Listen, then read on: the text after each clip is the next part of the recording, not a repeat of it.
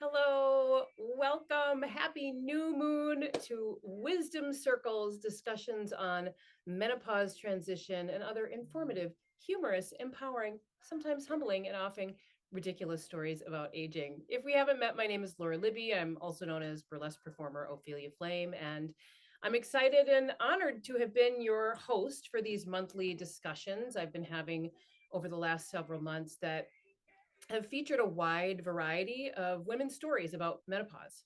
We've talked to an older and an elder woman well into her postmenopausal years, someone who's experienced menopause by way of hysterectomy, someone who gave birth in their mid 40s and are experiencing late perimenopause in their mid 50s.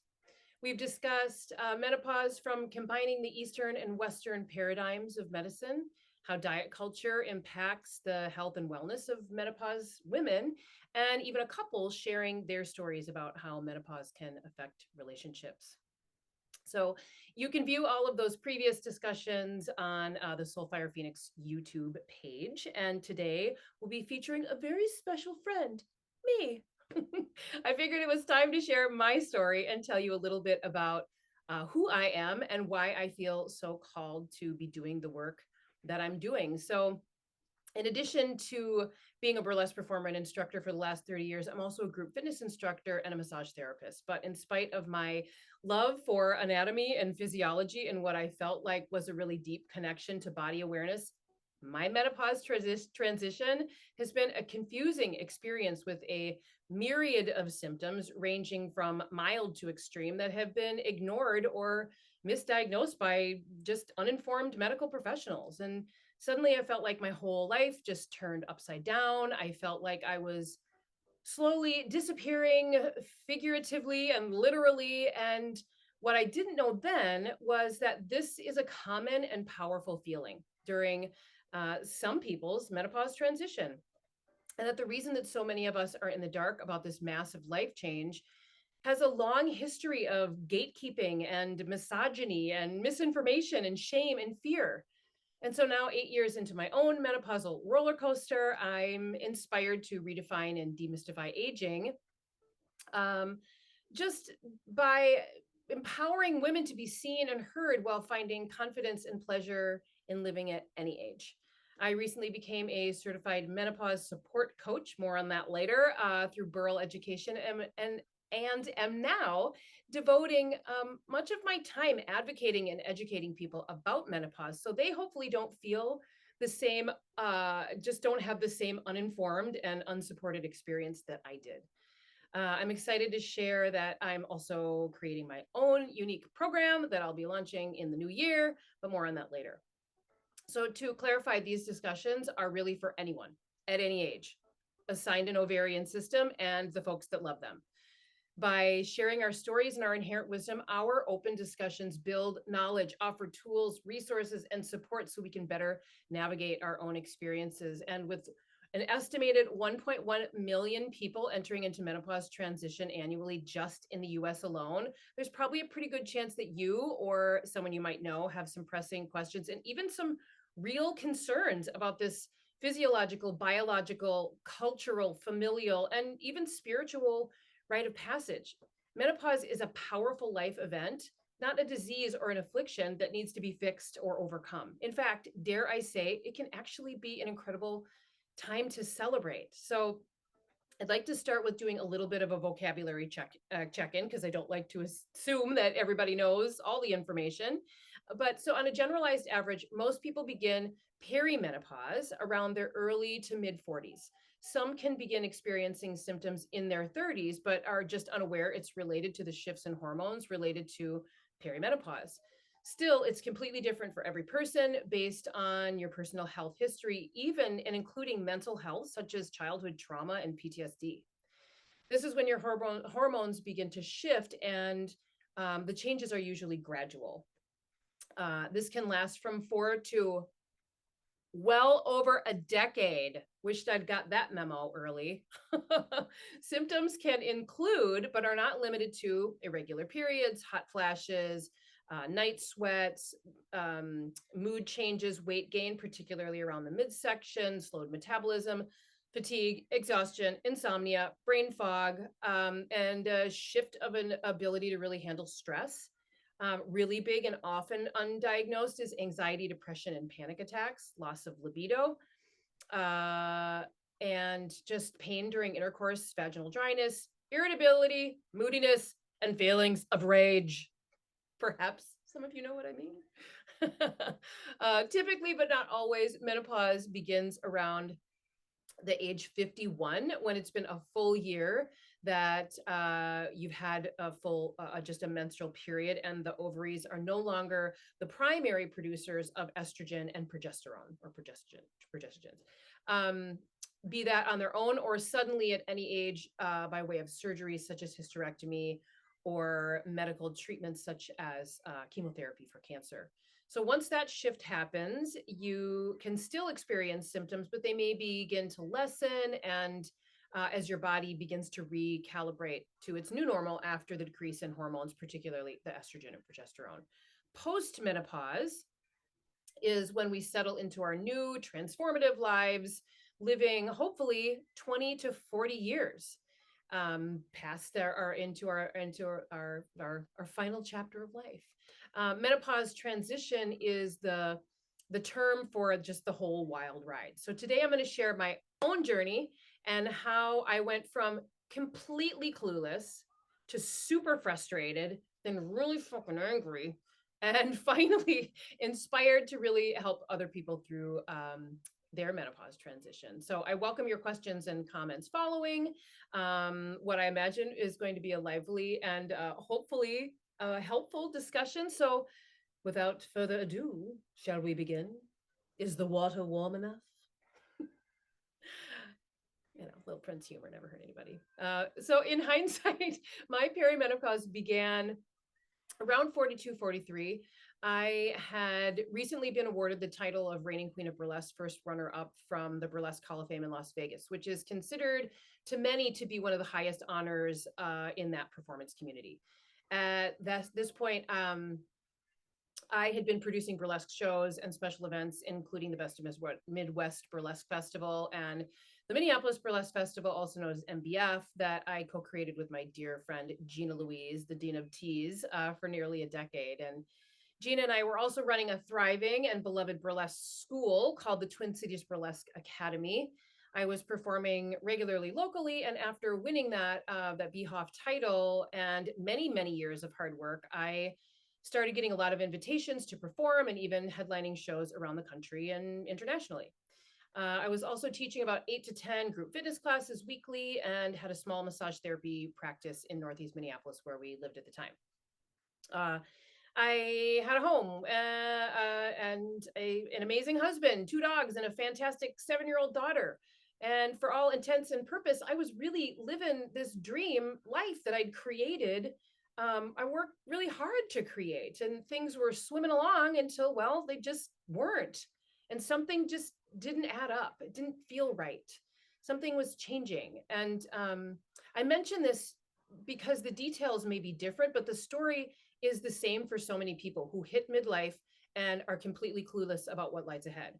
I think there's some real expectation, and not unreasonably, that we're hopefully a little more established at that time in our life and maybe having some consistency in this, you know, with this crazy life experience, that we're hopefully feeling like we sort of got this life thing down, and that maybe we can just, you know, ride the wave for a little while, you know, before it's, you know, Quitsville. But, you know, nope. Not for all of us.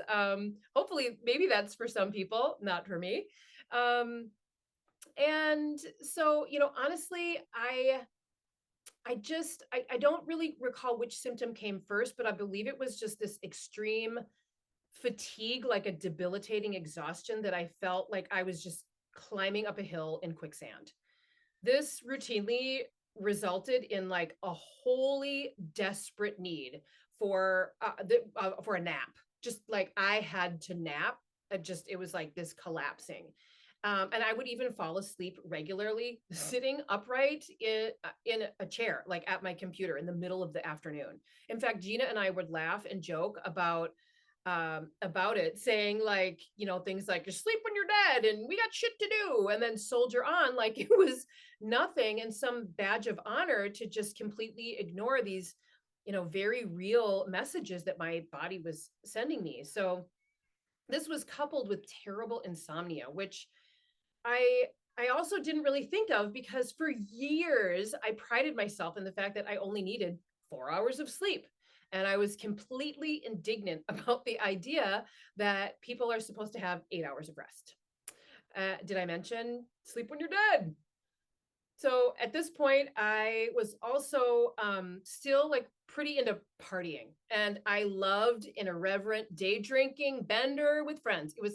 Y'all, it was like even a part of my burlesque bio. Ophelia Flame, she likes anything shiny and cocktails at inappropriate hours. True story.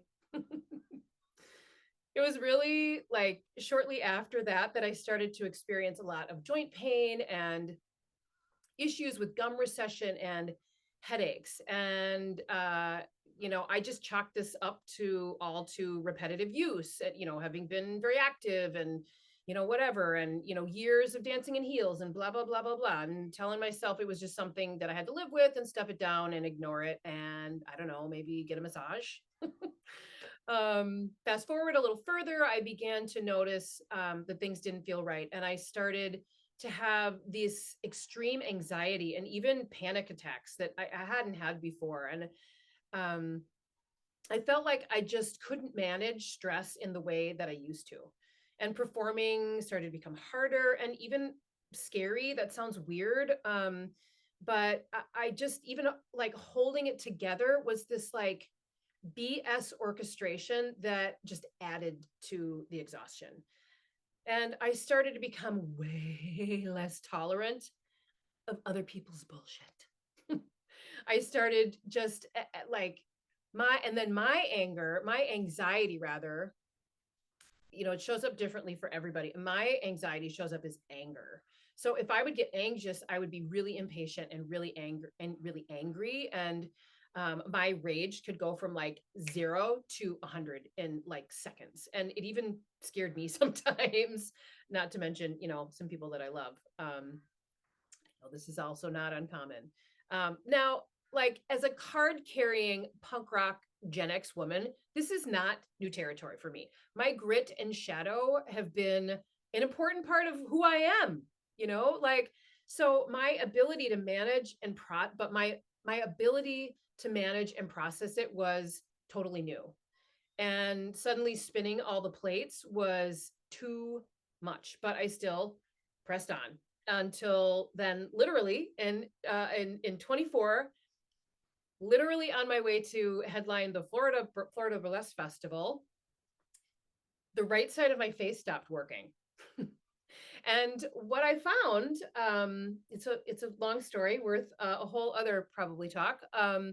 But I had what's called Bell's palsy, and if you're not familiar what that is, Bell's palsy, if it's not, and I'm no joke, if it's not leprosy, a brain tumor, lupus, any other number of like what things, and they don't know what to call it, they call it Bell's palsy, because what it is it's a suppression of the seventh cranial nerve, which is in your inner ear. It's an inflammation in the inner ear. And the seventh cranial nerve is what moves your face. And so no reason why that I knew of, all of a sudden I just started getting this horrible pain in my ear. And I recognized that I just had difficulty moving my face. And yeah, it was terrifying. I'm not going to lie. It's a whole other story of like getting through that. But I did go to the Broward County ER, and this very lovely, compassionate nurse was like, "Oh, girl, you have Bell's. This is classic Bell's palsy." She basically slid me some steroids and some maybe viral medication that might work. It's questionable. And she was like, "You look fine." I was like, "Really? Do I look fine enough to perform at a burlesque festival? I can't move my fucking face." She's like, "No, girl, you look fine." She's like, "You just look like you have resting bitch face." Thanks. Thanks, Nurse Julie. And I'm not kidding. She gave me some tape to tape my eyes shut, because if I didn't, I couldn't shut my eyelid, and I was running the risk of damaging my vision because I couldn't shut my eye. Really sexy, y'all. Anyway, got through that, went home, went to the neurologist, and they were like, "Hey, you're getting better. Lucky you. We did all these tests, did an MRI. We don't know, what it is. Just move on. Like, it just happens." Okay, so weird. And then I was just like, okay, well, that was unusual and really inconvenient. So I about 3 months later, I got it again on the other side of my face. I was like, what? And I mean, listen, okay, universe, I'm listening. Like, it is the irony has not gone unnoticed that like my primary livelihood is now been, you know, taken away from me. And some people, if you've seen before, it looks very much like you've had a stroke. I was very fortunate, I guess, that like I did just sort of look like I had resting bitch face. I looked like the Joker when I would animate just normally the other side of my face because this side didn't move. Humbling moments, friends. And because I didn't have the whole like real sloping and drooping, but I still looked like a crazy person, and definitely did not build my confidence to want to go perform on stage. So again, I went to the naturopath, I mean, rather to the neurologist, and we did a big blood panel of all autoimmune issues. We did a CT scan with contrast this time, or an MRI rather, and they're like, weird, we don't know. And I was like, can we not agree that this is of great concern? They're like, yeah, we've never seen that before. That's interesting, but you're better now. You're really lucky. Some people, they never get better. Thanks. Sent me some more steroids and some more, antiviral medication that may or may not work. And I went on my way. And so after exhausting everything else, I went to a naturopath who was like, hey, dummy, your immune system is a total mess and you need to sleep more than 4 hours a night, eliminate alcohol and everything else under the sun that might potentially cause inflammation. And I'm like, but wait, like you sleep when you're dead, right? Like, what do you mean? What do you mean? So in order to feel better, and I guess use my fucking face, my new job was to eliminate anything that could cause inflammation and really try to decrease my stress. So not really cool for someone who's made their livelihood of, being a fun time party girl. But I was so afraid of getting sick and losing the use of my face, including blinking, and so my dang eyes didn't just dry out and turn to acorns and roll straight out of my head. I don't know, like, what kind of BS is this? Seriously? Anyway, it was like very like lots of head scratching. And so, though I recovered fairly quickly, this started this whole next level fear and anxiety around it happening again. And I began to associate Bell's palsy with um, anything that was perceived as like bad, like sugar or alcohol, which eventually morphed into a really unhealthy obsession with healthy eating, also known as orthorexia. And insert more exhaustion for that worry. And ask anyone who's gotten sober about how some folks feel, how some folks can be real disappointed in your decision to not drink and really make you feel like a total fucking bore. So, hey, insecurity, you're just in time for the party. Just like the layers, the layers, the layers.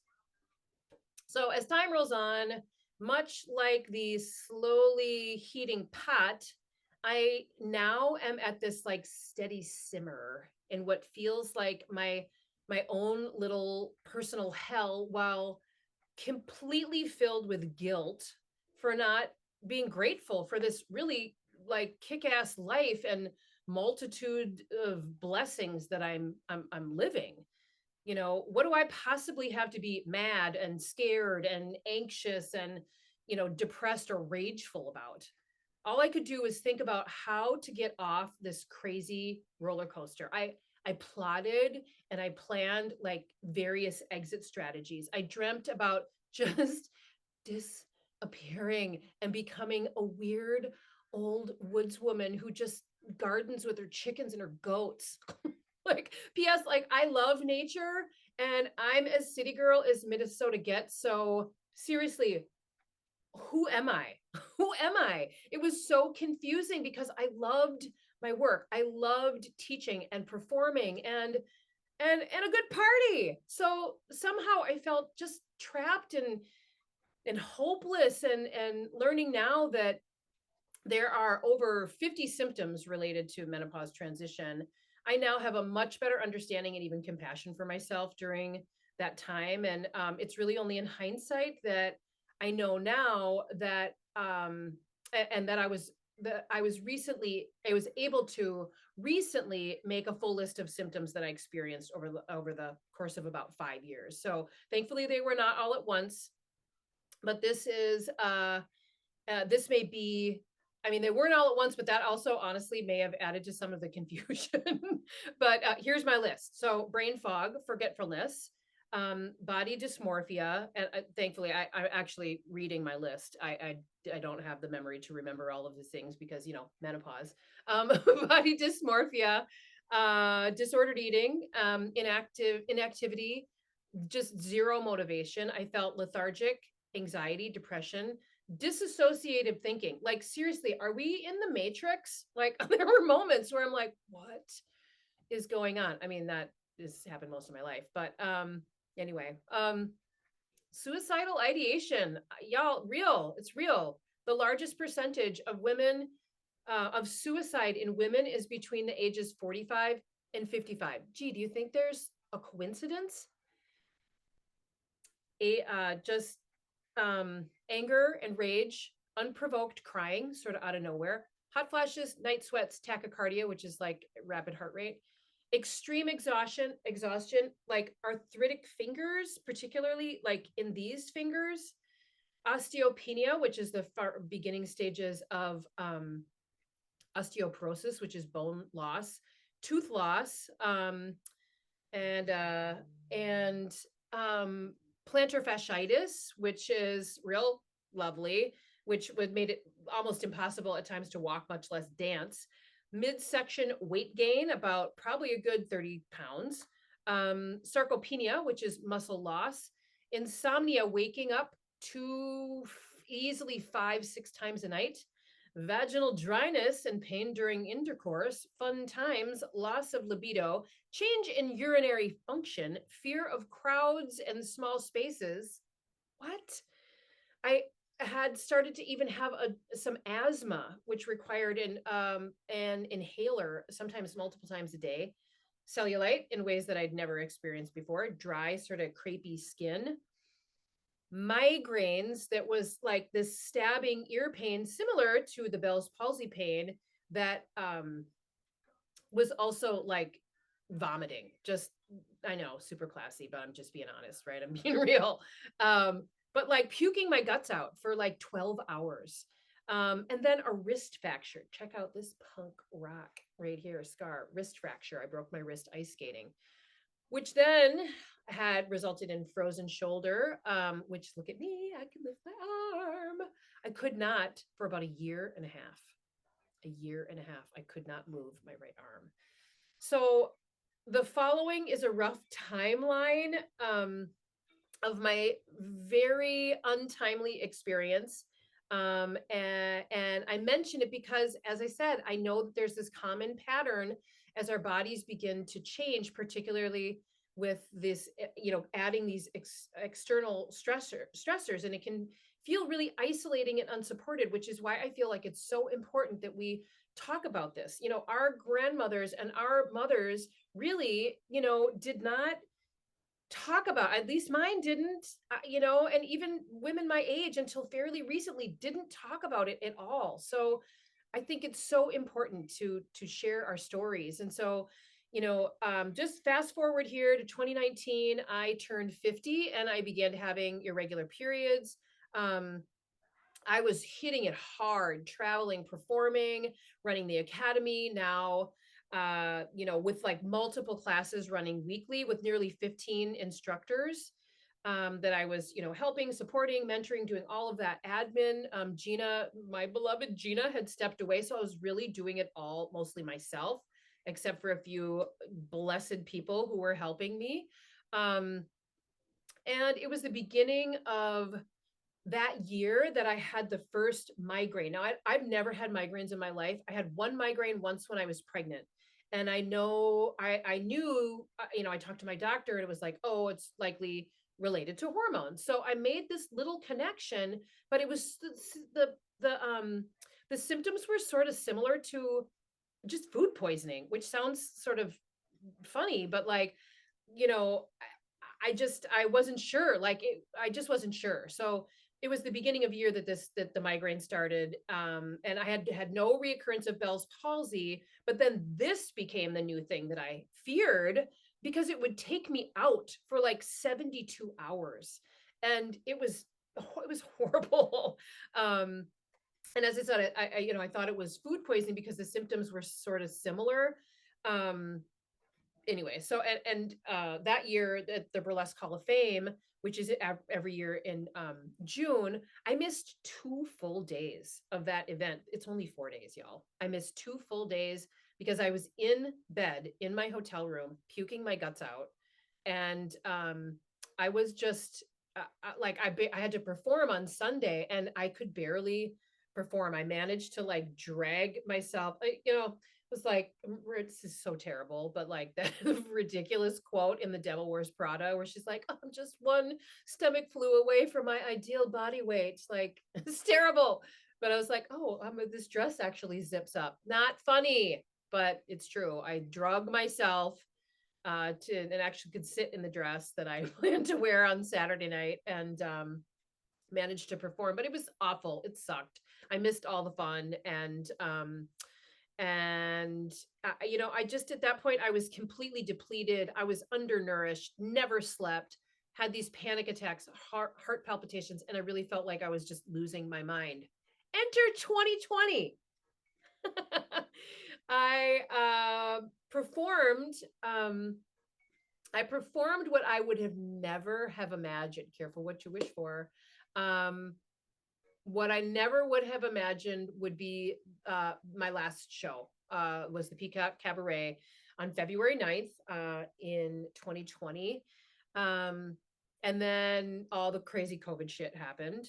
And I officially entered into menopause, having not had a full period. There's many times for me where I went like 8 months and then I got it, and like 10 months and I got it. It was like, oh, you got to start the clock over. So I fully entered into menopause in April of 2020. Great timing, right? And was trying to run my entire program virtually. I had about 25 students on a 9-month cycle program that were working towards a student showcase in June. So I brought that, like all the instructors and everybody online, teaching classes from their home, just as we all did during that crazy time of, so much uncertainty, and working like really still believing in my heart of hearts that we were going to actually be able to do a student showcase in June of 2020. Yeah, no. And then the ticketing company I used to do for my registrations defaulted on, so like all my clients paid for their registration, and then they didn't pay me, and they owed me well over 10 grand.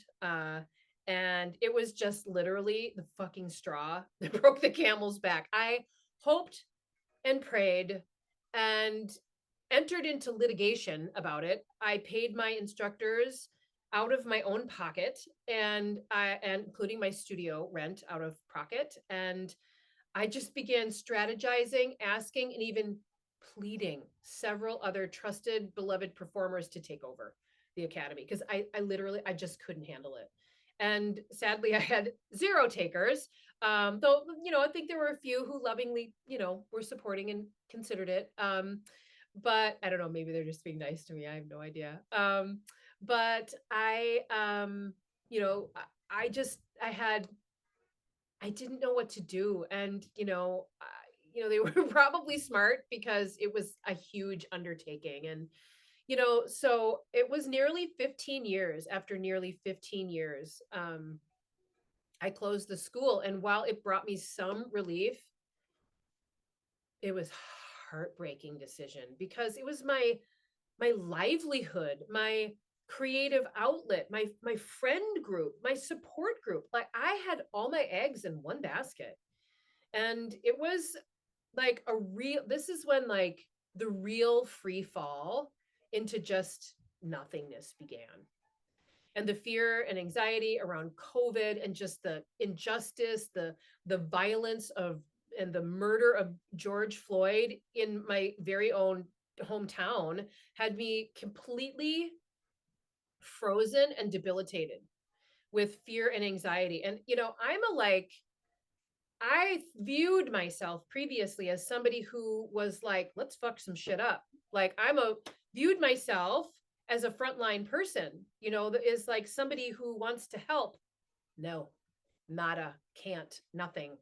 And I had a lot of shame and weird feelings about that. And because I felt myself slipping away into this just like dark free fall. And it was truly the dark night of the soul. And um I just felt this total complete loss of identity. Like, who am I? And frankly, why bother you know and for the first time in my life, I stopped dancing, which is something I has been my heart and soul my entire life for as long as I can remember, since I was a young child. And then in the winter solstice, I very fitting, I did a fire ritual to attempt to salvage what felt like this just teeny tiny little spark, this teeny tiny little flickering of spark of a flame of the spirit within myself. And it wasn't really truly until I surrendered to really the uncertainty that the answers started to reveal themselves. I did this by a lot of meditating, a lot of surrendering, which is a word I always really hated. Like I always thought surrender was like waving the white flag and all about defeat, and it is not, no longer for me. Like surrender is really surrender takes great strength, right? To be able to to just admit, or be okay with not knowing and waiting. And I think that there's great wisdom in surrendering. And that was a big life lesson for me at that time. And so I surrendered. I did a lot of meditating. And I did this meditation once, and this voice, I was deep in this meditation, and this voice, and this sounds super woo woo and weird, but I think I can go there with you. I had this voice, sort of otherly than myself, sort of said, you should do Nia and become a Nia instructor. And I didn't even know really what that was. In hindsight, I'd heard of it before. But of course, I do what you do, or Googled it. And I was like, oh, it's that weird, hippie lady dance class that, my friends Annie and Molly love. And okay, because, when the voice tells you, you do the things. I did one class virtually online because we were still, in quarantine or whatever, and it was awesome. And it was the first time I felt like I had come into my body, and for a long time, and it was such healing. It was so healing for me. I just cried. I had been teaching vinyasa for many years, a very fast-paced vinyasa, four corners of the mat, and had become so confined to those four corners. It was just liberating to move like all around the space, and the high and the middle and the low plane, and it just gave me this life. And there just so happened to be a teacher training, or a training rather, that week. And I signed up because, like I said, the voice speaks and you listen. So I started the Neo white belt, what's called white belt training, which is all about the art of sensing. I had no idea that that's what it was at the time. I was just like very utilitarian about it. I was like, oh, I'm just going to take this new format here. So when the gyms open up, I'll just have a new class I'll be able to offer to the peoples. And oh my God, I got taken to school. Like it was so wonderful to be a student. And I started as I said, that it's all Nia, the white belt is all about the art of sensing and being in your body. And I had no idea that that's really what I needed most at that time on my healing journey. So it really was like divine timing.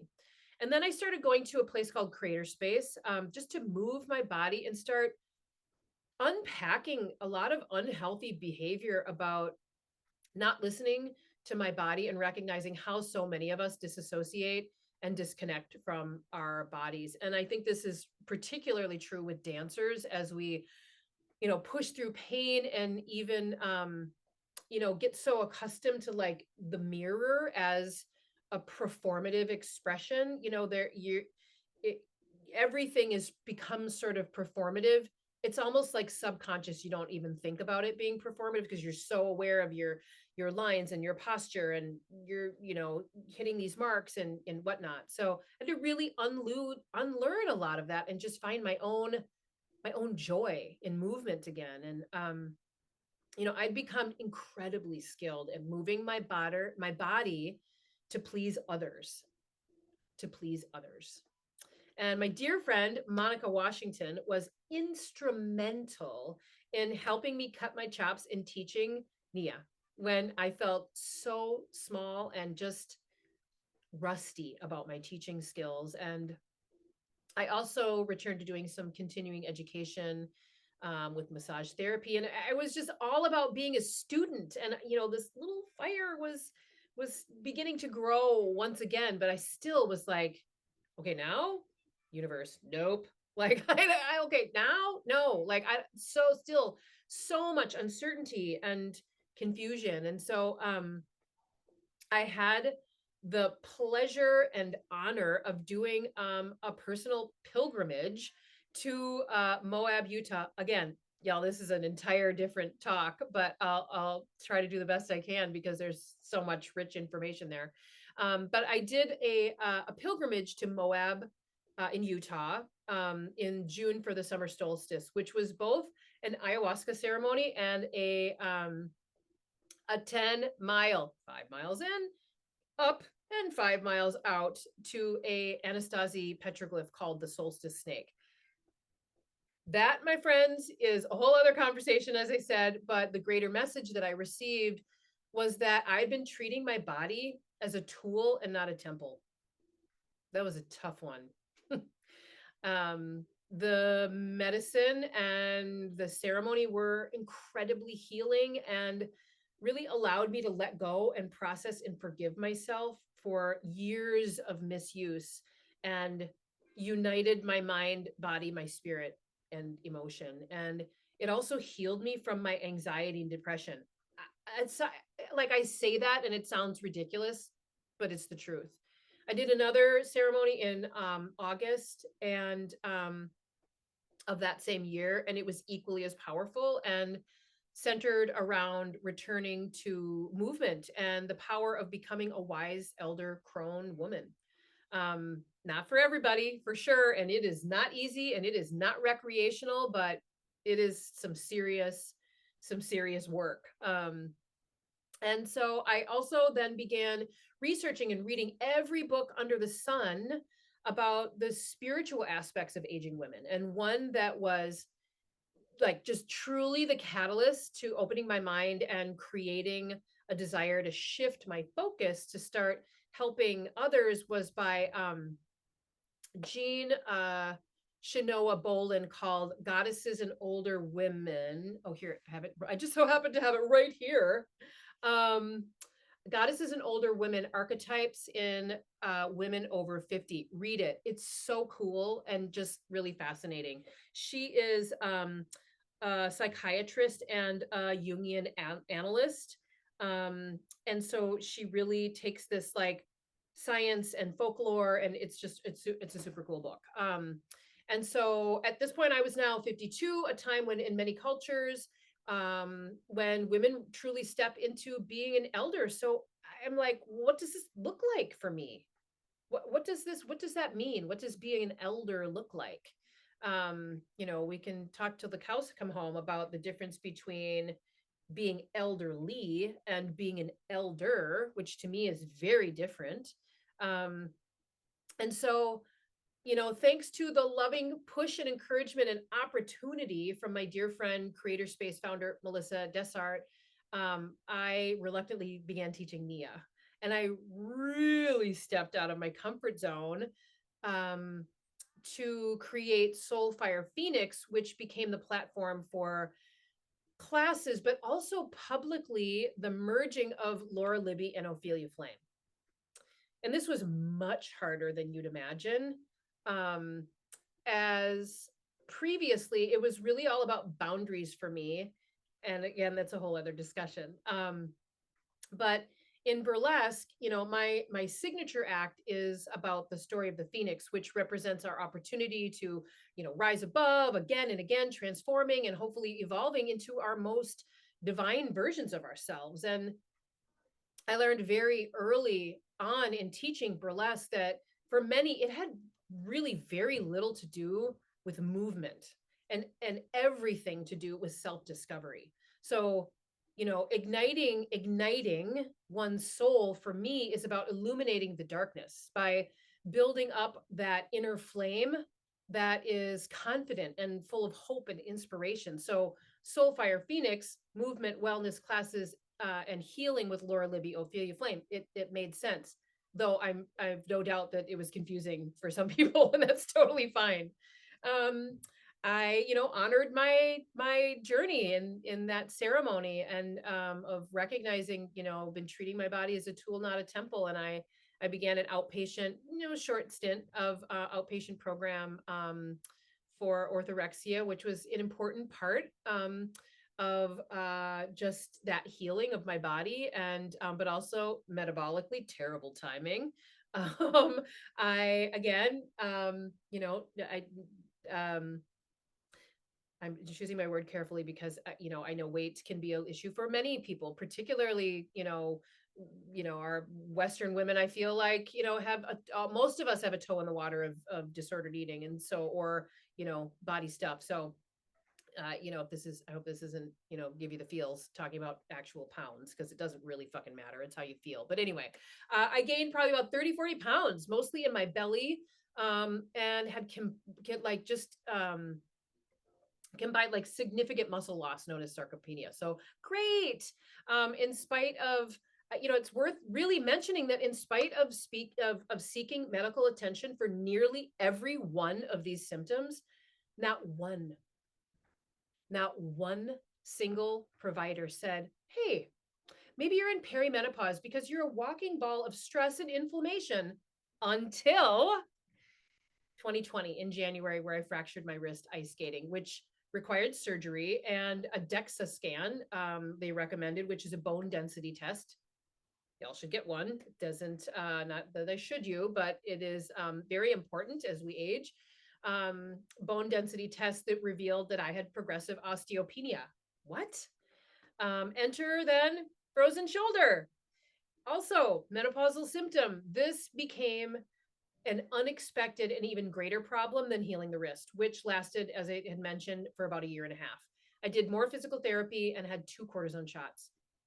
That spring, I somehow broke what I felt like was this spell of complacency in how we were living, and I abruptly decided that we needed to downsize our beloved and frankly fabulous home and and moved my little family to a 4-acre spot in the country just 40 minutes from the city. No chickens or goats quite yet, but my breasts had gone from a 34 double D to a 34F. in a year. And I have always had back pain my entire life. And I made the most out of meeting my deductible with a wrist fracture and was medically approved to have a breast reduction. Woohoo! Manageable and perky tits. Yay! And it seemed that there was really now not a single inch of my body, mind, and spirit that had not been changed through it all. And while I've shared a lot about just the physical symptoms of menopause, I can say that for me, it's been a whole life transformation that is really left like no stone unturned. I believe that it is a rite of passage and that we must all embrace our own unique journeys with the dark and the light so we can transform and enter this final chapter of our lives. I know it's weird to say that and think it, but it's the final chapter of our lives with, strength and dignity, and feel empowered to receive love and also love ourselves with even, no, especially with all of our faults and our imperfections. And so it was in just this year, the spring 2020, I had a blood test, thanks to my lovely neighbor, Angie. She recommended me, and the new house recommended a clinic. And when I was doing this one day, and she said, so I found a clinic. Previously, I talked to my my OBGYN about, having symptoms, and they're like, oh, it's just menopause. So this clinic did a blood test in February, and we determined that I was a good candidate for MHT, or a menopause hormone therapy, in March, to reverse my osteopenia, support my heart health, increase stamina, rebuild muscle, and relieve some of those vasomotor symptoms, which are hot flashes and night sweats. It is not for everybody, but in my case, I was a good candidate. I can talk for a long time about all sorts of judgments that I had about it, and real concerns, and even a little fear about it. And there's many different ways to do it. I can share that I am doing a bioidentical estradiol patch, and because I still have a uterus, I am also doing a bioidentical progesterone pill and a topical testosterone, that is really helping with that muscle and a little libido. And I began my studies to become a menopausal advocate and support coach, which connected so many dots for me personally. I'm like, oh, okay, I'm not crazy. And I was just further inspired learning about the history of the stigma and the fear, and how frankly fucked up our system is in supporting women. I mean, it's not really any new news, but it's even worse for aging women. So this course was probably about 30 hours of virtual training, which really rounded out a lot of my knowledge of existing, medical language, helped me better understand the endocrine system, connect with some really amazing people who are also fighting the same fight, and learning lots and lots and lots of solutions and resources of how to help people at any stage, pre, peri, post, and beyond menopause. I started offering these monthly virtual events called Wisdom Circles to lift women's voices and just normalize the conversation around menopause. And I started a private Facebook group. If you're not a member of it already, you're welcome to join, called Wise Women Rising, a peri to post menopause support group where we can just share resources, and I attempt to answer questions if I can, and just get people the information that they need, and really just being an advocate. And so I offered my very first workshop, welcoming the crone, both virtually and in person, which felt like a really big accomplishment. It's honestly just been in the last few months, that I have become that I've come to this new sense of inner knowing, and particularly self-knowing, particularly a self-knowing. I feel more confident and connected and grounded than I've ever been. I feel strong and resilient, and I want to help people so that their journey is a little less bumpy. I want the next generation of people going and going to and experiencing menopause, and my daughter's generation to feel informed and prepared and supported and, dare I say, celebrated.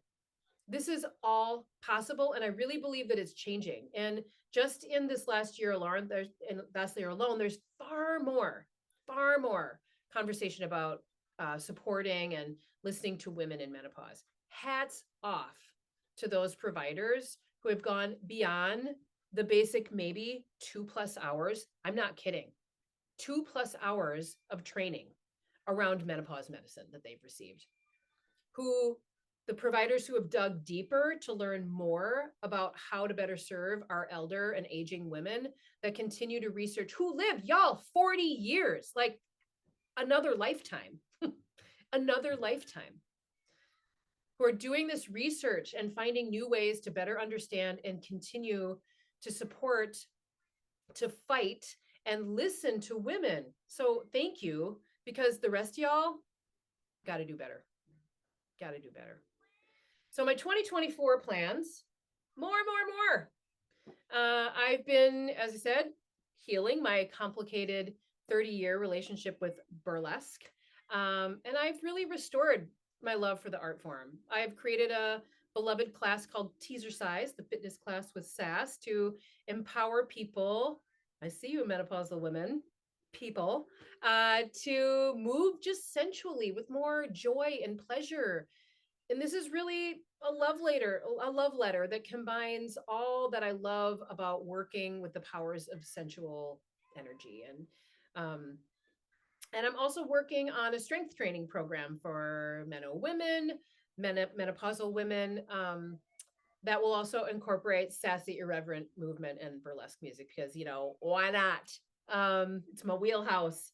I'm going to be offering some workshops, both virtually and in person. And I'm super excited to be co-hosting a menopause-focused retreat with my dear friend, Stacy Deegan.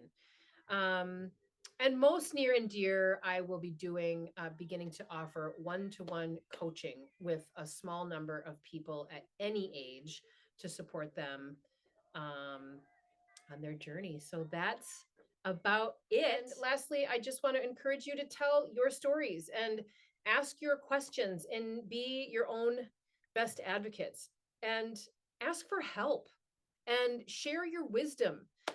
You can find more about my offerings at soulfirephoenix.com. And please feel free to contact me directly anytime. I love to hearing from you. So thank you for joining me, sending you lots of love and shimmies.